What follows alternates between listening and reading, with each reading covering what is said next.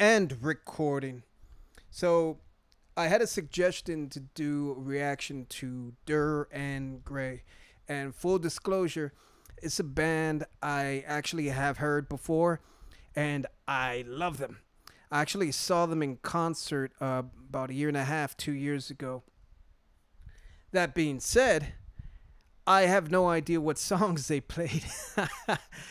I'm familiar enough with them that I know I like their sound. Um, and I've heard songs here and there, but I never really followed them. I never really like broke down albums and like bought them and listened to them, and I just know that they're good. I like their sound and they put on a great show. So the suggestion I got was for Vinushka. I may have heard it probably at the show I went to, but I couldn't tell you. So just going to go into this as if I've never heard it before. And I actually found a live version. So if I remember hearing this at any point, I'll mention it in the breakdown I do.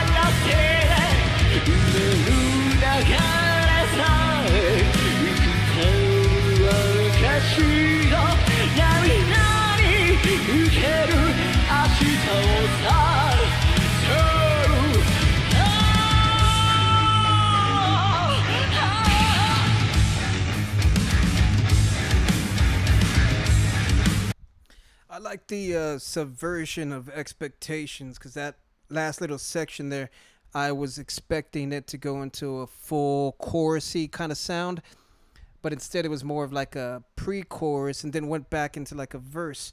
So construction-wise, super interesting. This is sounding vaguely familiar, so I think it's possible I've heard this before. It's very likely I've heard this before, but I don't remember. Like, this is still hitting me like I'm like a deja vu kind of feeling, like it's not there, but it might be like back here in my head somewhere. So I definitely know that he can hit high notes, And right now he's staying on the lower side of things with the occasional like pop up where he hits like a note or two. But I know he can get octaves and octaves higher, so I'm just waiting for that because I'm assuming that's gonna come. But yeah, yeah, definitely down tempo kind of sounds so far. Really groovy, atmospheric, and his lyrics are very poetic. Like they're not straightforward at all. From what I'm reading here in the subtitles, like not flowery, but they're painting a nice picture.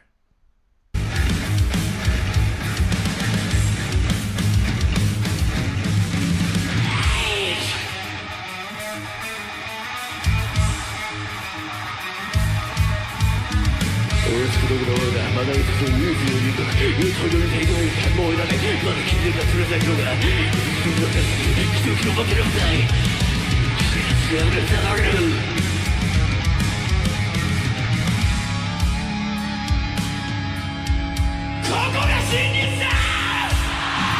Sped up and then slowed down so quickly.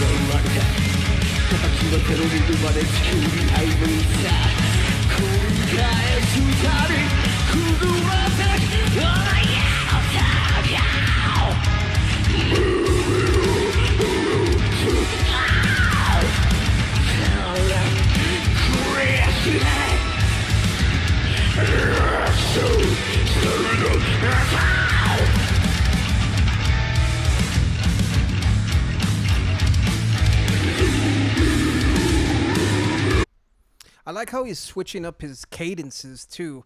Like there was a good like 20 seconds or so where he was kind of just speaking. He wasn't even singing. It sounded like he was just talking. And then he went into the high shrieks, into the growls. Right now he's doing more of the deep-throated kind of thing.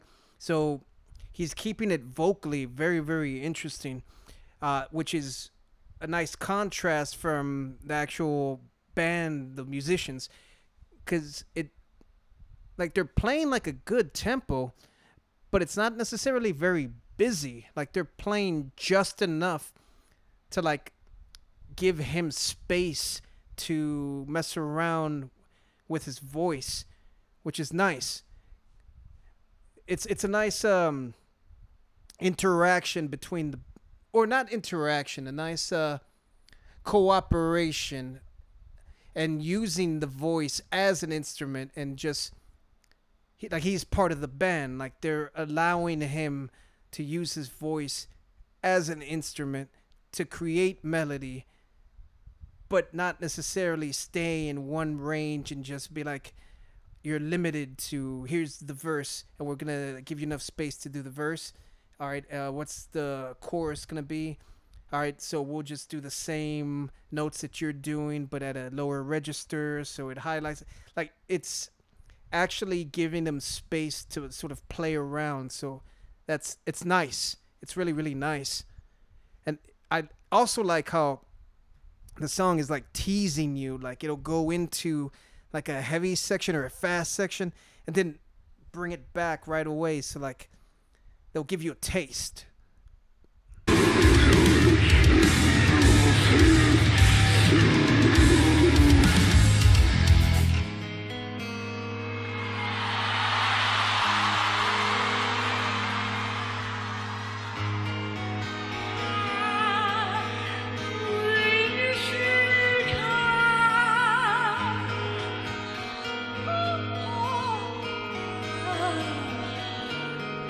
Dissonant.